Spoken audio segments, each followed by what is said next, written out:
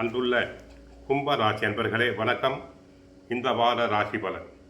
கும்ப ராசினருக்கு ஜென்ம ராசியில் ராகு, 2இல் சனி, 5இல் குரு வக்கிரம், 7ஆம் இடத்தில் கேது, லாபஸ்தானத்தில் சூரியன், செவ்வாய், புதன், சுக்கிரன்.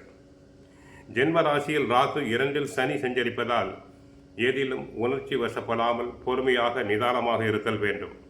வார முற்பாதியில் சூரியன், செவ்வாய், புதன் லாபஸ்தானத்தில் இருப்பதால் ஒரு சில எதிர்பாராத அனுகூலங்களால் நன்மைகளை பெறுவீர். கொடுக்கல் வாங்கல் விஷயத்தில் மிகவும் கவனத்தோடு இருக்க வேண்டும்.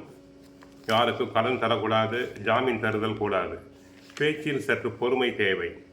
தொழில் வியாபாரத்தில் தேவையில்லாத நெருக்கடிகள் ஏற்படலாம் என்பதால் சந்தர்ப்ப சூழ்நிலை தகுந்த மாதிரி வளைந்து நெளிந்து கொடுத்தல் வேண்டும்.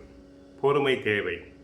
தொழில் தொடர்பான முக்கிய விஷயங்களை பொது வெளியில் பேசாமல் இருப்பது நல்லது. பிள்ளைகள் வழியில் தேவையில்லாத நெருக்கடிகள் ஏற்படும். உற்றார் உறவினர்களிடம் பேசும்போது சற்று பொறுமை தங்களுக்கு தேவை. வேலைக்கு செல்பவர்கள் வீண் பேச்சை குறைத்து உங்களுக்கு ஒதுக்கப்பட்ட பணியில் மட்டும் சற்று கவனத்தோடு இருப்பது நல்லது. மாணவியர்களுக்கு படிப்பில் கவனம் தேவை. கெட்ட சகவாசம் கூடாது. வெளியில் சுற்றக்கூடாது. வெளி இடங்களில் உணவு உண்பதை தவிர்த்தல் வேண்டும். தன லாபாதிபதி குரு 5ஆம் இடத்தில் வலுவோடு இருக்கிறார். 2ஆம் அதிபதி திரிகோணத்தில் அமர்ந்து ராசியை பார்க்கிறார்.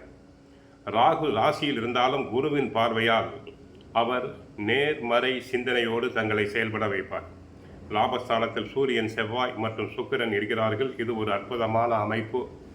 தாங்கள் தொட்டது துளங்கும். காரியங்கள் வெற்றி பெறும். வியாபாரத்தில் லாபம் உண்டு. தொழில் வளம் சிறப்பாக இருக்கும். புதிய உத்திகளை கையாண்டு வியாபாரத்தில் வெற்றி பெறுவீர்.